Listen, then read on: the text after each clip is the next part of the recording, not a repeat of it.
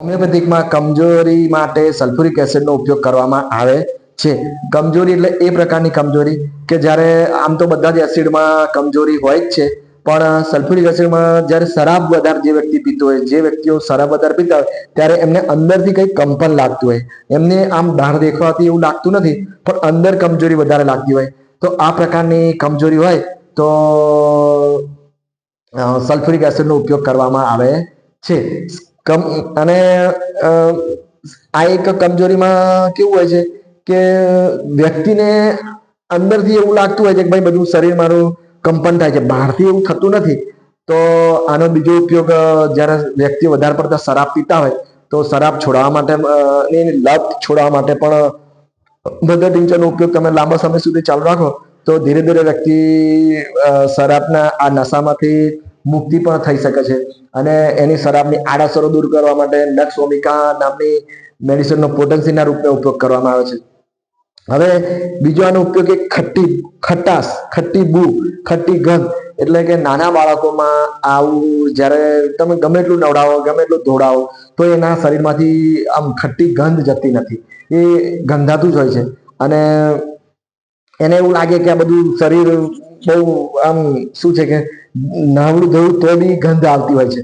તો આવા લોકોને શું કરવું પડે કે એક તો ઝાડા થતા હોય કે ગમે તે ઉલટી થતી હોય ને ખટ્ટી બુ આવે તો સલ્ફ્યુરિક એસિડનો ઉપયોગ થાય છે.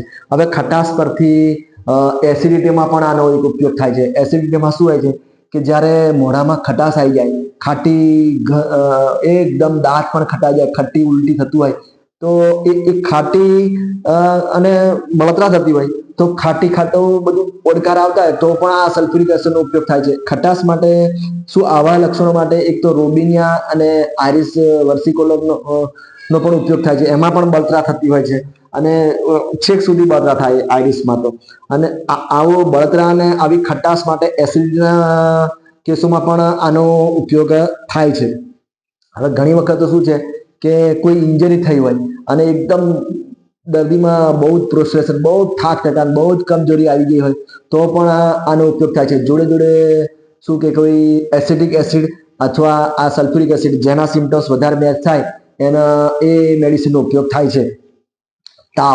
તાવમાં કેવું હોય છે કે થોડો એડવાન્સ સ્ટેજમાં તાવ આવી ગયો હોય અને થોડું વધારે પડતી કમજોરી, શારીરિક કમજોરી બી હોય અને માનસિક કમજોરી. શારીરિક કમજોરી એટલે કે દર્દી ખાટલામાં હોય અને બિલકુલ હલન ચલન કરવામાં બી એને તકલીફ પડતી હોય. માનસિક કમજોરી એટલે કશું બોલો, કંઈ કહો તો એને ખબર ના પડે, એ જવાબ નથી આપી શકતો, એટલે માનસિક કમજોરી. કશું સમજ ના પડે આજુબાજુ શું થઈ રહ્યું છે, શું બની રહ્યું છે, એને પૂછો તો એને સમજ જ ના પડે કે શું કહેવામાં, આપણે શું કહીએ છીએ, શું કદાચ ઉત્તર આપે તો ટુકડામાં આપે. એટલે આ રીતની માનસિક અને શારીરિક કમજોરી હોય અને એડવાન્સ સ્ટેજમાં આવી ગયો હોય તાવ તો પણ આ મેડિસિનનો ઉપયોગ થાય છે.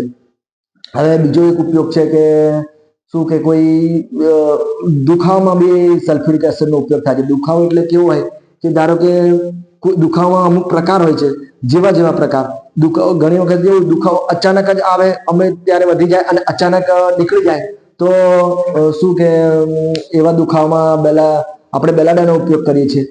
અચાનક કોઈ દુખાવો આવે, અમુક ટાઈમ રહે અને અચાનક નીકળી જાય તો બેલાડોના. અને ધીરે ધીરે દુખાવો ધીરે ધીરે પડે, ધીરે ધીરે એના શિખર પર જાય અને અચાનક જતો રહે તો આપણે આ સલ્ફ્યુરિક એસિડનો ઉપયોગ કરીએ છીએ. અને કોઈ દુખાવા એવા હોય કે અચાનક જ આવી જાય અને ધીરે ધીરે ધીરે ધીરે ધીરે જાય તો કોલોસિન. એટલે આ દુખાવામાં શું છે કે અમુક મેડિસિન છે, તમારે શું છે ડિટેલમાં જોવું હોય તો એની રેપર્ટરીમાં જોઈ લેવું પડે કે આમાં બધામાં ત્રણ ચાર મેડિસિન હોય.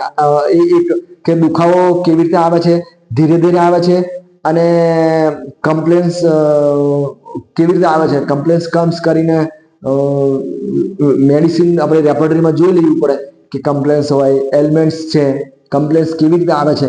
ધારો કે કોઈ બી કમ્પ્લેન્સ ધીરે ધીરે આવતી હોય અને ધીરે ધીરે વધે છે, પછી ધીરે ધીરે ઉતરે છે, ધીરે ધીરે ઓછી જાય, ધીરે ધીરે જાય છે, તો એના માટે અલગ મેડિસિન છે.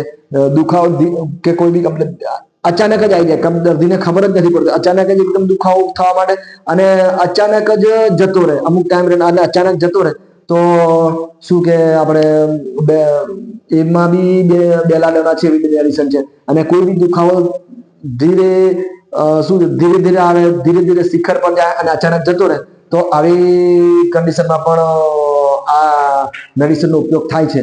તો કમ્પ્લેન્સ કેવી રીતે આવે છે અને કેવી રીતે જાય છે એના પર બી આ મેડિસિન આપણે વાપરી શકીએ છીએ. તો તમે તમારી રીતે નક્કી કરી શકો છો, થોડી રેપર્ટરીનો મદદ લઈને, થોડું ડિટેલમાં વાંચીને. તો સલ્ફ્યુરિક એસિડ આમ તો લાંબી મેડિસિન છે, જેવું વાંચો અને થોડું વાંચો અને પછી અંદર ડિટેલમાં જાઓ અને જેના સિમ્ટમ્સ વધારે સેટ થાય એ મેડિસિન તમે એ રીતે મેડિસિન ઉપયોગ કરી શકો છો. તો સલ્ફ્યુરિક આ વિડીયોમાં આજે આટલું જ. પછી નેક્સ્ટ વિડીયોમાં બીજી મેડિસિન વિશે વાત કરીશું.